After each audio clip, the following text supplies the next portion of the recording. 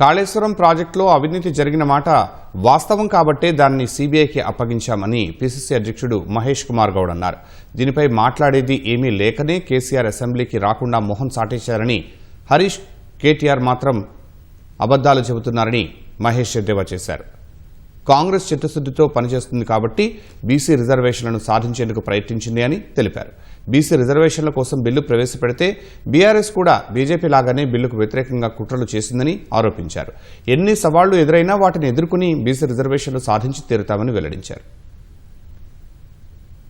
కాళేశ్వరం ప్రాజెక్టులో అవినీతి జరిగిన మాట వాస్తవం. తెలంగాణ జనంలో 90% పైగా ప్రజలు నమ్మినారు కాబట్టి ఆనాడు టీఆర్ఎస్ ప్రభుత్వం గద్దెదించి కాళేశ్వరం ప్రాజెక్టులో జరిగిన అవినీతి బట్టబయలు చేస్తామని చెప్పినటువంటి కాంగ్రెస్ పార్టీని అధికారం తీసుకురావడం, రేవంత్ రెడ్డి గారు ముఖ్యమంత్రి అవ్వడం జరిగింది. వీళ్ళు నిజాయితీగా నిష్పక్షపాతంగా పీసీ ఘోష్ గారు జరిగిన అవకతవకలన్నీ కూడా లెక్కలతో సహా బయట పెడితే ఇముడ్చుకోలేని కేసీఆర్ ముఖం చాటేస్తే సభకు హాజరైన హరీష్ రావు, కేటీఆర్ అబద్దాలు మాట్లాడుతూ ఉన్నారు. వాస్తవాలు బయటకు వచ్చాయి. లక్షల కోట్ల ప్రజాధనం దుర్వినియోగం జరిగింది. ఇవన్నీ కూడా లెక్కలతో సహా ఘోష్ కమిషన్ బయటపెట్టింది.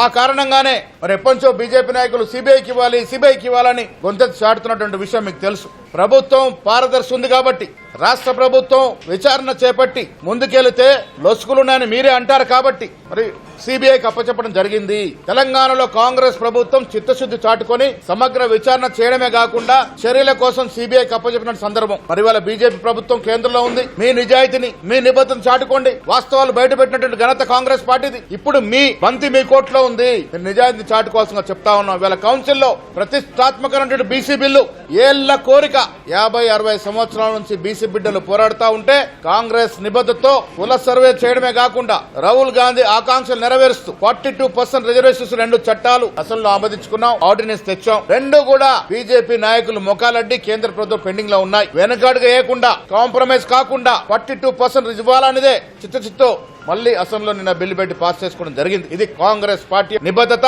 బీసీల పట్ల ఉన్నటువంటి అకుంఠిత దీక్ష.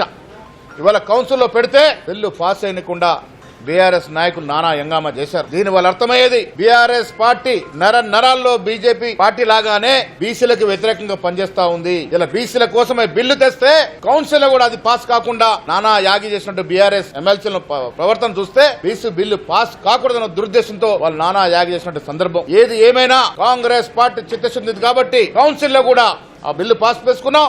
ఏళ్ల తరబడి చేస్తున్నట్టు బీసీల యొక్క కళల్ని సాకారం చేస్తాం.